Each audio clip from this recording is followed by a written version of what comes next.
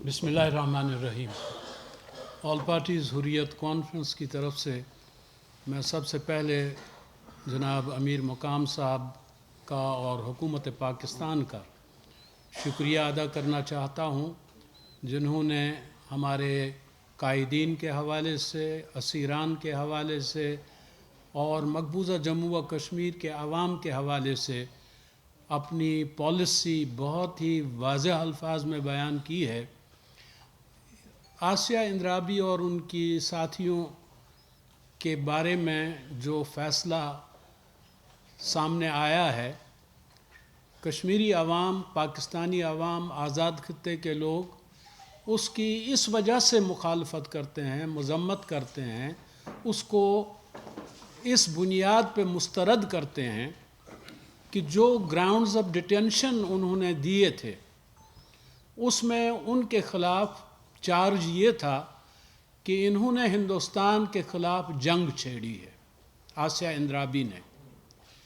उसमें ये बात दर्ज थी कि इन्होंने फाइनेंस किया है टेररिज्म को, लेकिन अदालत ने सबसे पहले मरहले पे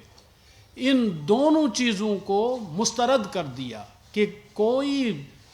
एविडेंस नहीं है, कोई शहादत नहीं है, कोई ऐसी चीज़ नहीं है जिसकी बुनियाद पे इन दो इल्ज़ामात को तस्लीम किया जाता। तो जब आपने पहले ही मरहले पे उन संगीन इल्ज़ामात को खुद ही मुस्तरद कर दिया, फिर आपने एक खातून को, उसके दो साथियों को किस बुनियाद पे उम्र कैद की सज़ा सुनाई, 30-30 साल की कैद की सज़ा सुनाई? सिर्फ इस बुनियाद पे कि उन्होंने तकारीर की हैं, उन्होंने हक़ खुद इरादियत की बात की है, उन्होंने ये कहा है कि जम्मू व कश्मीर हिंदुस्तान का हिस्सा नहीं है। ये बगावत नहीं है, अक़वाम मुत्तहिदा की करारदादों में ये मौजूद है। हिंदुस्तान ने उन करारदादों को तस्लीम किया है जिसमें ये दर्ज है कि जम्मू व कश्मीर अभी किसी का हिस्सा नहीं है। जम्मू व कश्मीर के अवाम जब ये फ़ैसला कर लें रायशुमारी के ज़रिए कि वो हिंदुस्तान का हिस्सा रहना चाहते हैं या पाकिस्तान का हिस्सा, तब जाके जम्मू व कश्मीर इन दो ममालिक में से किसी मुल्क का हिस्सा बन जाता है। और अगर आसिया इंद्राबी और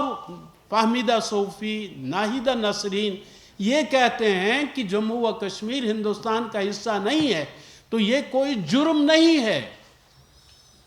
बल्कि ये एक हकीकत का इजहार है।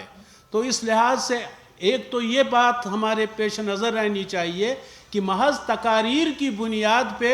और वो भी वो तकारीर जिनमें हकीकत बयान की गई हो, आप किसी काले कानून के तहत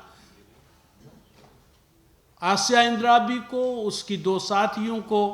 ये सज़ाएँ नहीं सुना सकते। तो इस लिहाज से जिस तरह हुकूमत पाकिस्तान ने, फ़ॉरेन ऑफिस ने, अमीर मुकाम साहब ने यहाँ पे ये बात वाज़ह कर दी है कि हम इसको मुस्तरद करते हैं और दुनिया से ये तकाज़ा करते हैं, ये मुतालबा करते हैं कि वो इस वक्त एक खामोश तमाशाई का किरदार अदा न करें। ज़रूरत इस अमर की है कि दुनिया और ख़ास तौर पर अक़वाम मुत्तहिदा इंसानी हकूक़ की तंजीमें, इंसानी हकूक़ की काउंसिल, उनको इस वक्त सामने आना चाहिए और इन मज़लूम ख़वातीन के बारे में कोई किरदार अदा करना चाहिए। पहले ही मरहले पे अक़वाम मुत्तहिदा को चाहिए था कि वो हिंदुस्तान के कान मरोड़ता और उसे ऐसा जुल्म करने से बाज रखता, लेकिन अगर वो पहले मरहले पे ये नहीं कर सका, लेकिन अब इस अमर की ज़रूरत है कि इस जुल्म को आगे न बढ़ने दिया जाए और उनकी रिहाई के लिए इक़दामात किए जाएं। मैं यहाँ पे ये बात भी अर्ज़ करना चाहता हूँ कि आसिया इंद्राबी के बारे में वर्डिक्ट हिंदुस्तान की अदालतों के हम इससे पहले भी देख चुके हैं। अफजल गुरू के बारे में 2013 में 9 फरवरी 2013 को उन्हें फांसी पे चढ़ा दिया गया। हालांकि अदालत ने تحریری طور پر یہ لکھ دیا کہ اس شخص کے خلاف کوئی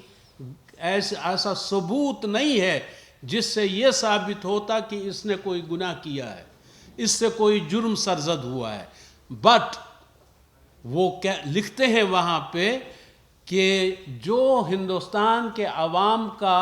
مجموعی ضمیر ہے، ان کا کانشنس ہے، اس کو سیٹسفائی کرنے کے لیے، اس کو مطمئن کرنے کے لیے ہم اس شخص کو پھانسی چڑھاتے ہیں۔ اسی طرح کا یہ فیصلہ بھی آیا ہے جو دہلی کی کورٹ کی جانب سے سامنے آیا ہے، اس میں بھی قربانی کا بکرا بنایا جا رہا ہے انسانوں کو، اور بنیادیں اس کی کچھ بھی نہیں ہیں۔ وہ صرف یہ چاہتے ہیں کہ جموں و کشمیر میں حق خود ارادیت کی کوئی آواز بلند نہ ہو، اسی بنیاد پہ انہوں نے سعید علی گیلانی کو ان کے گھر میں شہید کر دیا، صحرائی کو شہید کر دیا، اور یاسین ملک اور شبیر احمد شاہ اور حمید فیاض اور ایاز اکبر، ایک لمبی لسٹ ہے جن کو قتل کرنے کے وہ در پہ ہے، تاکہ ہندوستان چین اور آرام کی نیند سو سکے۔ لیکن اسے معلوم ہونا چاہیے کہ فہمیدہ صوفی نے بڑی کمال کی بات کی عدالت میں۔ انہوں نے جج صاحب سے کہا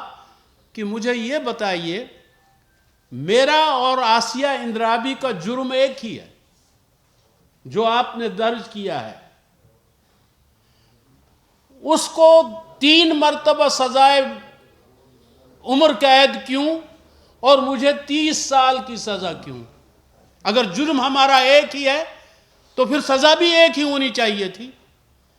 تو یہ امتیاز کیوں؟ اس کے ساتھ ہی ساتھ ہمیں اس پامردی کی،